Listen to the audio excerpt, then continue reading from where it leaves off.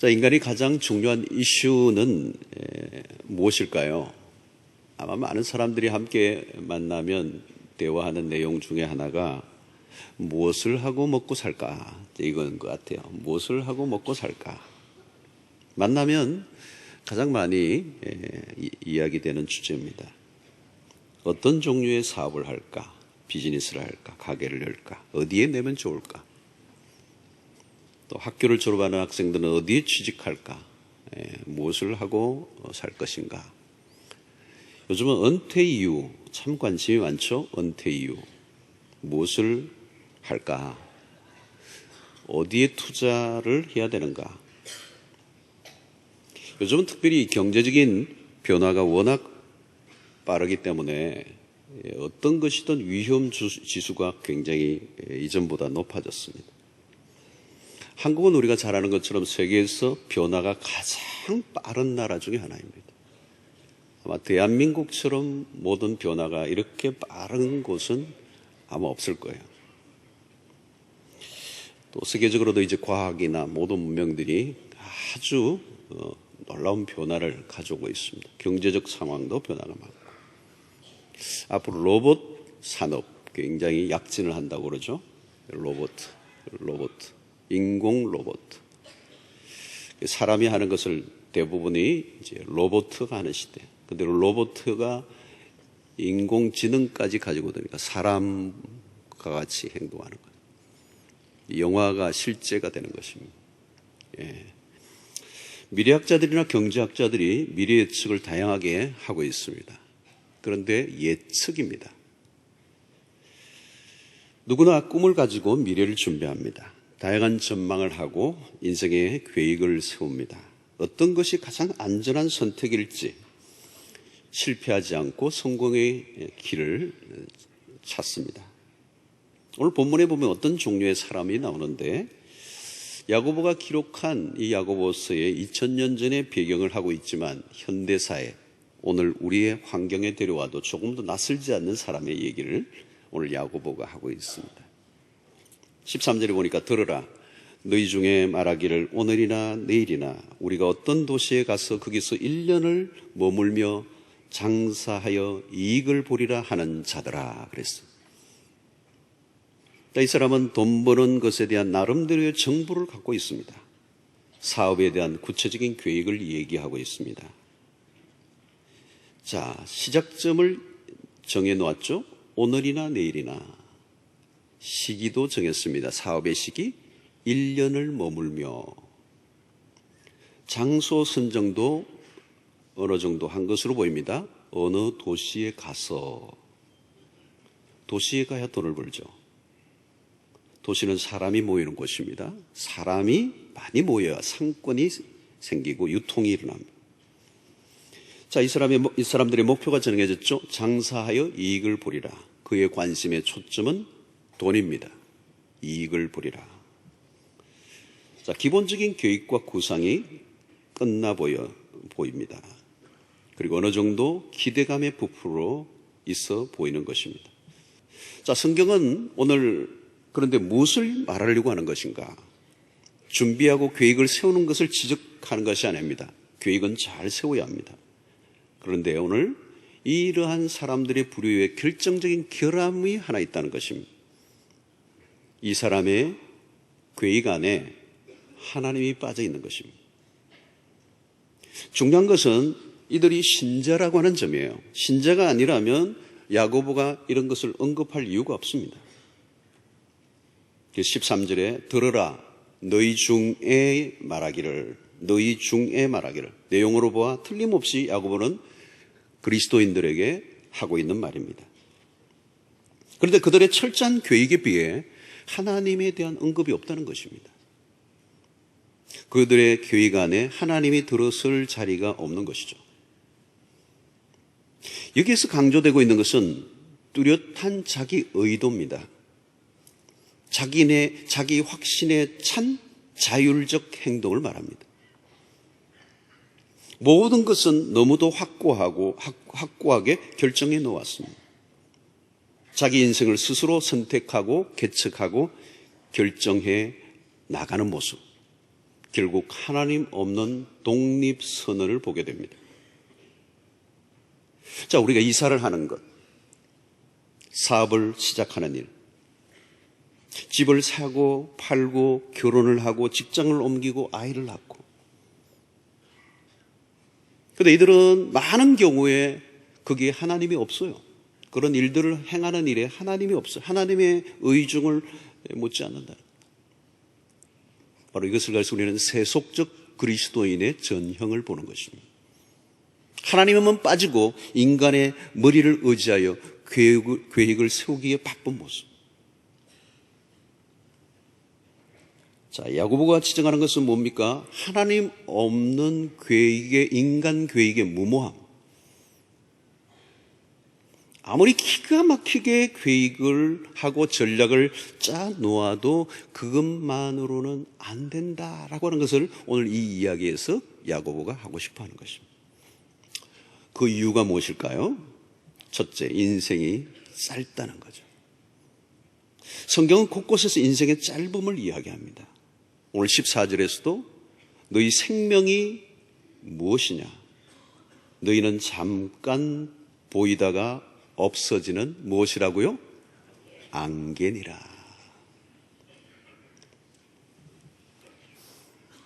이사야 40장 6절에 보면 모든 육체는 풀이요 그의 모든 아름다움은 들의 꽃과 같으니.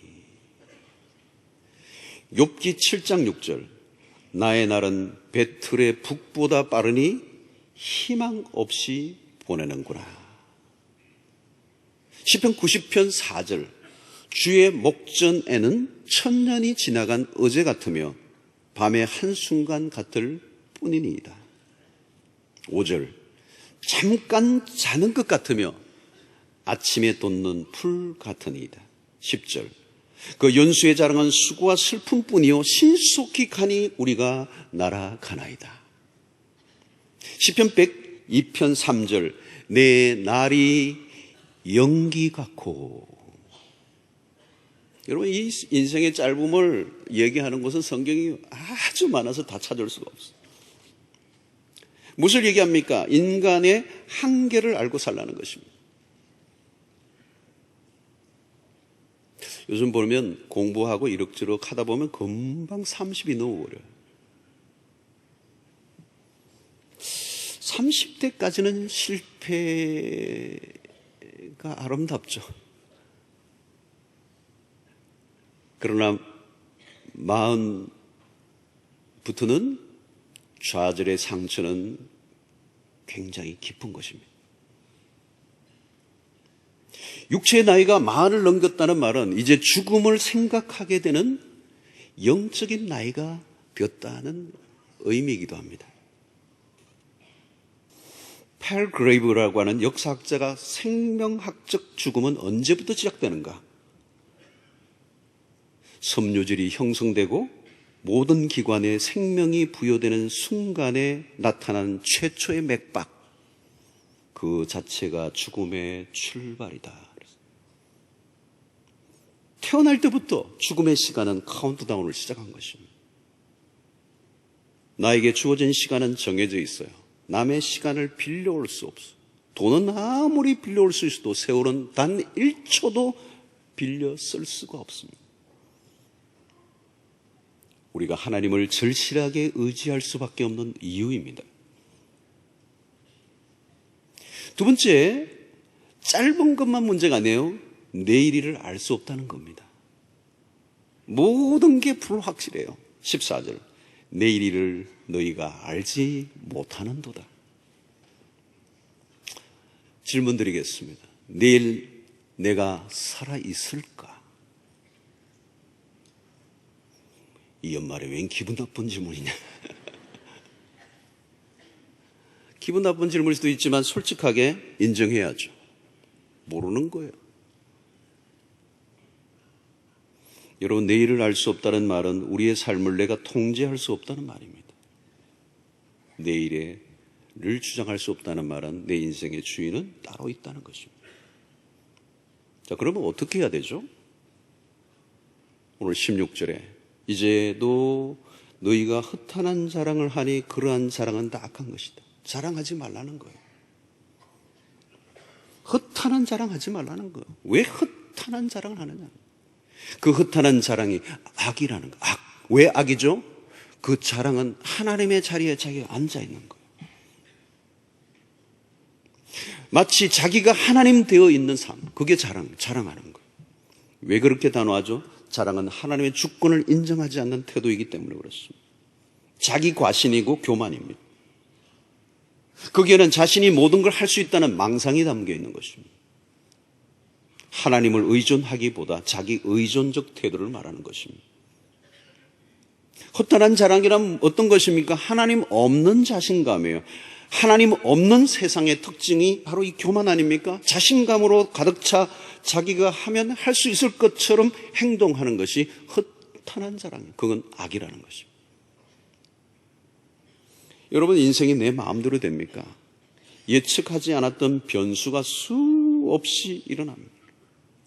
1시간 후에 무슨 일이 일어날지 알지 못하면서 자랑한다는 게 말이 되느냐는 것입니다. 여러분, 인생이 얼마나 짧고 불확실한가를 안다면 우리는 큰 소리 칠 수 없습니다. 아무리 완벽하게 교육을 해도 하나님이 없다면 그것은 무모한 일이 되는 것입니다. 어떤 일을 하든지 우리는 자기 과신이나 장담은 안 된다는 것입니다. 성공주의의 위험성은 지나친 자신감에 있습니다. 그곳에는 하나님이 보이지 않아요. 그러나 우리의 삶의 특징은 불확실함. 모든 것은 하나님의 손에 달려 있습니다. 그래서 우리는 겸손해야죠. 주기도문에서 예수님이 가르쳐 주신 기도가 뭘까요? 오늘날 우리에게 일용할 양식을 주옵소서. 이게 얼마나 겸손한 기도예요. 오늘도 하나님이 주신 것으로 나는 먹고 삽니다. 오늘 한 날마저도 내 인생이 하나님의 손에 달려 있다라고 하는 인정. 오늘 이 시간, 이 순간도, 아니 내일도 우리의 삶의 모든 영역은 하나님의 손에 있는 줄로 믿습니다. God's hand. 또 하나 생각할 것은 우리의 삶은 하나님의 뜻 안에 있다는 거죠. 오늘 15절에 너희가 도리어 말하기를 주의 뜻이면 우리가 살기도 하고 이것이나 저것을 하리라 할 것이거늘. 중요한 것은 하나님의 뜻입니다. 문제는 사람들이 하나님의 뜻을 아무 생각 없이 상투적으로 사용하는 것입니다. 하나님의 뜻, 신자라면 다 얘기하죠. 하나님의 뜻대로, 하나님의 뜻이면. 근데 액세서리예요. 그러나 여러분, 하나님의 뜻은 그렇게 간단하게 다룰 주제가 아닙니다. 그것만큼 중요한 게 없습니다. 성경을 읽으면 거대한 주제가 하나 있죠. 그게 바로 하나님의 뜻이에요. 우리의 삶의 방향을 그 하나님의 뜻에 맞추면 마치 뒷차가 레일 위에 있는 것 같아요. 편안한 겁니다. 가는 거예요. 누가 막아도 가는 겁니다. 그러나 그 하나님의 뜻을 무시하면 어디로 갈지 아무도 모르는 것이죠. 여러분, 우리의 계획이 아무리 기가 막혀도 하나님의 뜻이 아니면 허무하게 끝납니다. 야곱 인생에서 우리가 선명히 발견한 것 중에 하나예요. 야곱이 아둥바둥 자기 힘으로 살아가려고 얼마나 몸부림을 칩니까? 꼬이잖아요. 꼬이잖아요. 왜? 하나님의 뜻을 거스리니까. 여러분, 우리의 계획이나 노력보다 앞선 것이 하나님의 뜻입니다. 우리의 삶은 하나님의 손 안에 있고 우리의 미래도 하나님만이 아십니다. 우리가 무슨 일을 할 때든지 철저히 하나님의 뜻에 집중하는 거예요. 하나님은 우리의 삶에 깊이 관여하십니다. 우리가 하고 싶다고 되는 게 아니라 하나님이 되게 하셔야 될 줄로 믿습니다. 여러분, 우리 자신들의 뜻을 하나님의 뜻에 정렬시켜야 되는 거죠.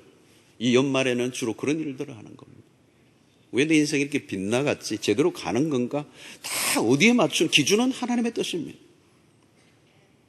하나님의 뜻은 우리가 생각하는 것과 전혀 다르게 펼쳐질 수 있습니다. 하나님의 뜻과 나의 뜻이 충돌을 일으킬 때가 있어요. 그때 우리의 뜻이 하나님의 뜻 앞에 온전히 순복해야 된다는 거죠. 왜? 우리의 뜻이 하나님의 뜻을 이길 수 없는 것입니다. 우리의 삶의 고통이나 불행은 하나님의 뜻을 무시하고 내 마음대로 내 인생을 드라이브 하려고 했을 때 일어난 것입니다. 주의 뜻을 말하는 것이 헛된 구호가 되어서는 안 될 것입니다. 하나님의 뜻을 자기 마음대로 해석하고 엉뚱한 것을 하나님의 뜻으로 오해할 때 문제가 일어나는 것입니다. 하나님의 뜻을 대충 어설프게 알면 안 된다는 것입니다. 여러분, 우리의 삶은 하나님의 주권하에 있습니다. 건강을 위해 노력해야죠. 그러나 생명은 하나님이 주고 계시는 거예요. 사업을 열심히 해야죠. 그러나 돈이 쌓이는 것은 또 다른 영역입니다. 잠언 16장 9절. 참 좋은 말씀이죠. 우리 함께 한번 읽어보면 좋겠습니다. 시작. 사람이 마음으로 자기 길을 계획할지라도 그의 걸음을 인도하시는 여호와시니라. 아멘. 너무 멋진 말씀. 기가 막힌 말씀. 성경의 핵심적인 주제를 다루는 겁니다. 사람이 마음으로 자기의 길을 계획할지라도 그 걸음을 인도하시는 이는 여호와시니라. 이게 여러분, 우리가 내년도에도 이 말씀 좀 붙잡고 살아야 돼요. 여러분, 뭡니까 여러분? 하나님과 상관없는 계획은 무모한 거예요. 계획 아무리 해도 소용없어. 그 걸음을 인도하시는 하나님, 그 계획이 되게 하시는 하나님, 그것이 하나님의 뜻 안에서 이루어진다. 그러므로 여러분, 우리는 하나님의 도심 속에서 매 순간 살아야 합니다. 현재의 삶 속에 경험하는 하나님이 중요해요. 그것 없으면 내일 역시 하나님 없는 삶을 살 수가 있습니다. 그래서 오늘 17절. 그러므로 사람이 선을 행할 줄 알고도 행하지 아니하면 죄니라. 여러분, 야고보서에서 계속 강조하는 핵심적인 주제입니다. 알고 있는 것을 순종하라는 거예요. 선을 행해야 할 순간이 오면 선을 행해라는 거예요. 행하지 않으면 그게 악이다. 이미 드러난 하나님의 뜻에 대해서는 고민하지 말고 즉각적으로 행동에 옮겨라. 선을 행할 수 있는 기회를 놓치지 말라는 거예요. 여러분, 어떤 사람은 인생에 기회가 오지 않는다고 푸념하는 사람들이 있습니다. 그러나 여러분, 자세히 보면 하나님은 우리에게 수없이 기회를 주시고 있어요. 대박을 너무 좋아하지 마세요. 어떤 집은 애 이름도 대박이라고 그러는데, 오늘 주어진 환경에서 매 순간 하나님의 인도 속에 살면 그것 자체가 최고의 기회예요. 매 순간 하나님의 말씀에 순종하는 삶을 사는 것보다 더 위력적인 삶은 없어요. 중요한 것은 내일에 대한 계획 이전에 오늘 말씀에 대한 소박한 순종을 하라는 것입니다. 순종이 누적되어져 갈 때 어느 날 역사가 일어나는 거예요. 한 번의 순종이 아니라 계속적인 순종을 통하여 그 순종이 누적되면 어느 날 파워가 일어나는 거예요. 폭발이 일어나는 거예요. 사랑하는 성도 여러분, 지금 이 순간, 이 나이에 내가 할 수 있는 일에 헌신을 해보세요. 내일은 알지 못해요. 그러나 어느 정도 알 수 있어요. 오늘 내가 하나님의 인도에 신실하게 순종하고 있는가 아닌가를 보면 내일이 보이는 거죠. 겸손이란 무엇일까요?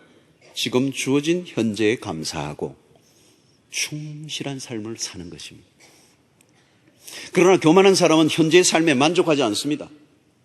허황된 꿈을 꾸느라 일상에 찾아오는 작은 기회들을 무시해버립니다. 괜히 다른 것과 비교하면서 자학하고 불평합니다. 여러분, 오늘 하루가 중요해요. 오늘 성공 못하면 내일 못하는 거예요. 오늘 기뻐하지 않으면 내일도 없는 거예요. 잘 사는 사람은 주 안에서 오늘 하루를 잘 사는 사람들이에요. 하루를 바꾸지 않으면 변화란 나와 상관이 없는 것입니다. 요한일서 2장 15절 17절. 이 세상이나 세상에 있는 것들을 사랑하지 말라. 누구든지 세상을 사랑하면 아버지의 사랑이 그 안에 있지 아니하나니 이는 세상에 있는 모든 것이 육신의 정욕과 안목의 정욕과 이생의 자랑이니 다 아버지께로부터 온 것이 아니요 세상으로부터 온 것이라.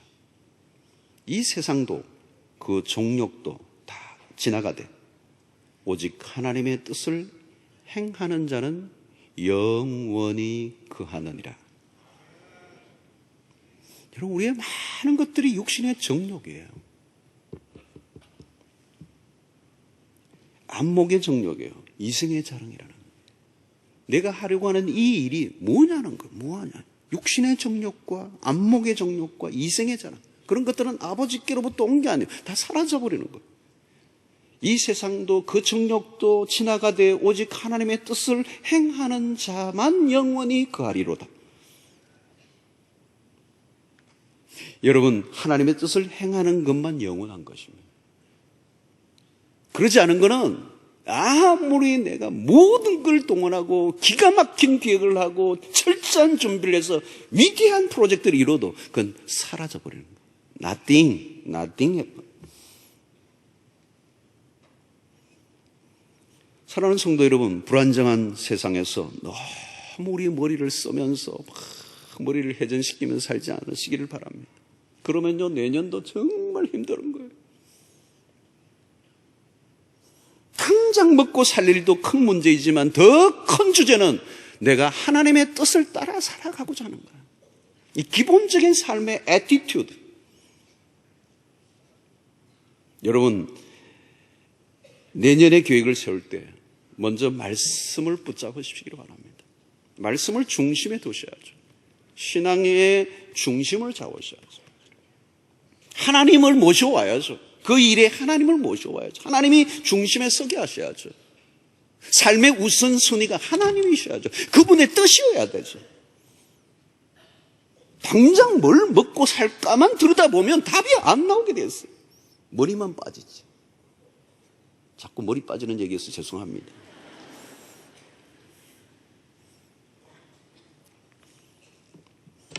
(2016년을) 목전에 두고 있습니다. 여러분들은 어떤 계획을 하고 계세요? 여러분의 미래를 위한 계획 안에 하나님이 과연 계십니까? 하나님의 뜻 안에서 계획을 세울 수 있기를 축원합니다. 그리고 하나님의 뜻 안에 있으면 하나님이 우리의 삶을 자연스럽게 인도해 주실 것입니다. 아니, 당신이 그 일을 이루실 거예요. 어떤 어려움이 와도 내가 그분의 뜻 안에 있으면 당신의 모든 걸 동원해요. 당신의 열심으로 그 일을 이루실 거라는 거죠. 여러분, 우리는 우리의 삶의 모든 것은 내 계획과 준비 있는 게 아니고 하나님의 손에 달려 있음을 믿는다면 이제 우리가 할 일은 연말에 무릎을 꿇는 것입니다. Please, 하나님 도와주세요. 이게 절대 한계를 인정하는 인간의 가장 숭고한 행위가 기도가 아닐 수가 없습니다. 너무도 짧고 미래를 알 수 없는 불확실한 존재로서 인간이 최종적으로 해야 될 선택은 기도예요. 무릎을 꿇는 것입니다. 그래서 우리의 계획이 아니라 하나님의 섭리 속에서 우리의 삶이 열려져 갈 수 있기를 구할 때 우리의 마음에 평안이 올 것이고 그 안에서 자유를 얻을 것입니다. 이 예측 불허의 2016년 이제 곧 다가옵니다. 그러나 변하지 않는 영원토록 신실하신 완전하신 그 하나님이 우리의 하나님이십니다. 그 하나님을 바라보고 그분을 신뢰하고 그분 안에서 또 한 해를 준비하시는 여러분들 되시기를 바랍니다.